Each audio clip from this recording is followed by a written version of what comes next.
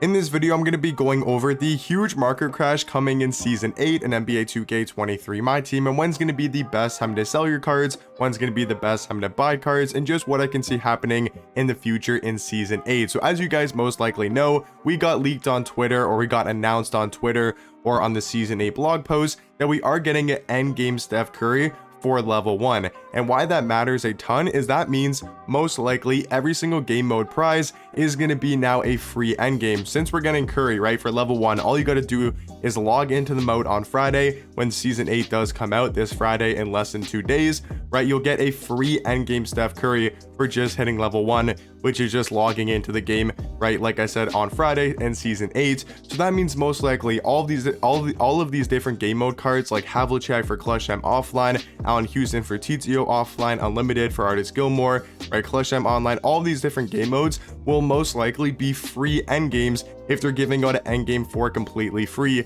at level 1, right? So the big reason why that's going to be causing a market crash and the market's just going to continue to go down in Season 8 is because if people are getting free endgames that have, once again, 99 every single stat, right? Every single Hall of Fame badge in the game, a total of 64, and also pretty much come with the best and perfect animations. Why are people gonna go pick up a, Luka Doncic, right? I know he's still going to be a great point guard. I'm just saying, right? If there's an endgame point guard that's like around 6'5" or 6'6" or 6'7", it just completely decreases the value of any point guards that are on that same level because you can get them for completely free. That's what I'm saying. If there's a free card out there that's just as good as Luka or way better, that means a card like Luka Doncic is going to go down in price, right? Cards like LaMelo Ball, any point guards, if we get a really good free endgame point guard from one of the game mode rewards, like LaMelo's not going to go for 300k plus MT on Friday when the new season comes out if there's really good, level 4, or not level 40, but if there's really good game mode prizes for a point guard for a free endgame, it's just going to completely crash the market, just in general, because once again, it's the final season where we're actually going to be getting content, because in Season 9, and they just use like recycle content and no one really plays the game in Season 9 because that's all the way in August and the new game comes out in like less than a month. So Season 9 doesn't really count as an actual season. So Season 8 is going to be the actual final season of 2K23. And if you guys remember from the last season of 2K22, the market just completely crashed because number one, like I said, all of the game mode prizes will be end games. That right off the bat is going to cause the market to go down a ton. And then number two is because we're also going to be getting tons of end games in packs, right? Like I'm assuming on Friday, we're most likely going to see like an end game Taco or an end game Yao Ming to start off the new season, especially with Joel Embiid being the level 40. So if you guys didn't see in that blog post, you can check on Twitter or just type in like Season 8 blog post 2K23. Level 40 for Season 8 is going to be an endgame Joel Embiid that can play center and power forward, and we're also getting Bill Russell on Friday from the grand prize for the Spotlight set, and they're both going to be center power forward. So what my team usually does is once they give us free cards that are really good, right, like an endgame Joel Embiid at power forward for completely free, what they like to tend to do in packs is then the next following week, they put a way better card like a Yao Ming that can play power forward as an endgame, a Taco Fall, right, that can play power forward, a D-Rob, something like that, to kind of outshine the free card and make people think, oh, I have to go spend money now, and not really so hyped about the free cards. That's usually what my team tends to do. Whenever there's like a good level 40 or just a level 40 in general, they tend to drop, really good small forwards. For example, with Zion Williamson, right? We got Bol, we got Chet, all in Season 7. And then eventually Victor Wembanyama, because now Zion looks so undersized and doesn't even look like a viable small forward, when at the start of the season, he actually looked to be top tier because he was one of the first invincibles in the game, I do believe.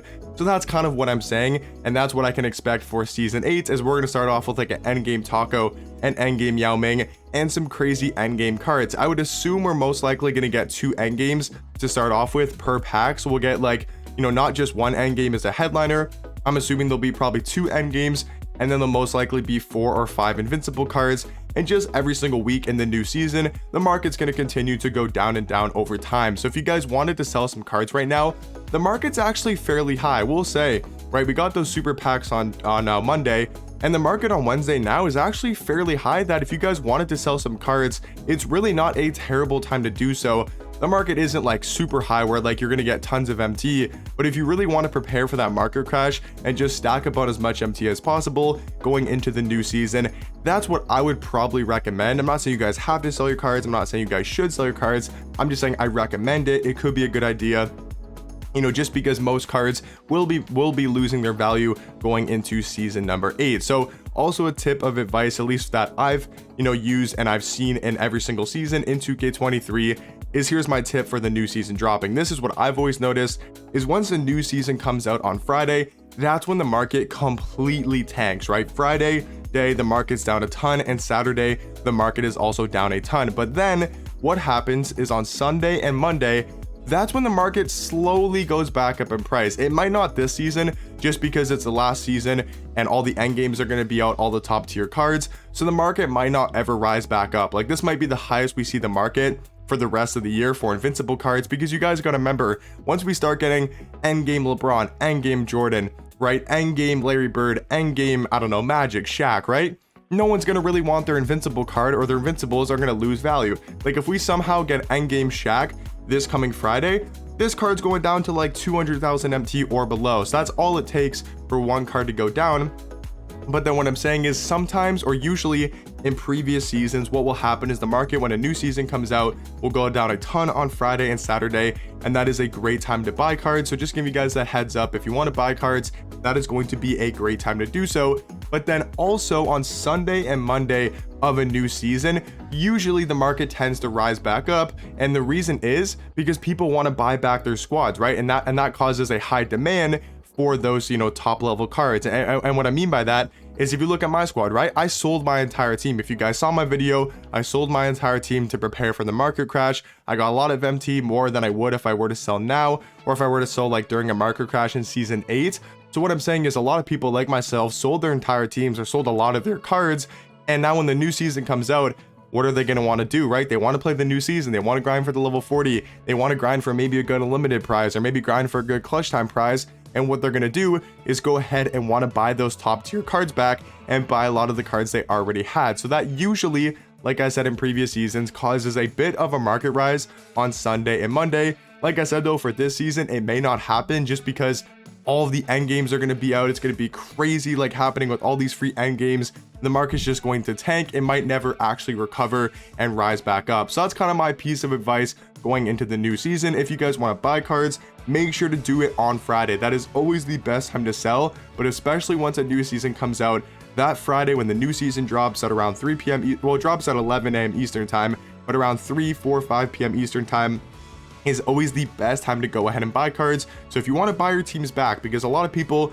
will comment saying down below, I bought my team back and they're way more expensive, because a lot of people wait till Sunday, Monday, right, to buy their teams back. But if you guys sold your team or sold some cards, if you want to buy them for the cheapest possible price, you want to do so on Friday. Like I said, 3 p.m., 4 p.m. Eastern time, that's when the cards are going to be at their all-time lowest, and that's when you can pick up these cards, right, add them to your squad and get them for a lot cheaper than you most likely sold. Like, if you sold the card today, you can probably find them for most likely a lot cheaper on Friday once a new season drops. So let me know in the comment section down below, what do you guys think about the endgame Curry as a level 1 prize? Let me know what you guys think about Joel Embiid as the free endgame for level 40 in season 8, and let me know what you guys think about the new season, going into it. What cards you planning on buying when the new season drops? You guys gonna sell any of your cards today?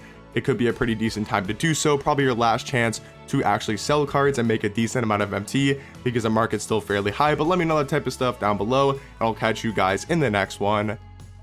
Peace.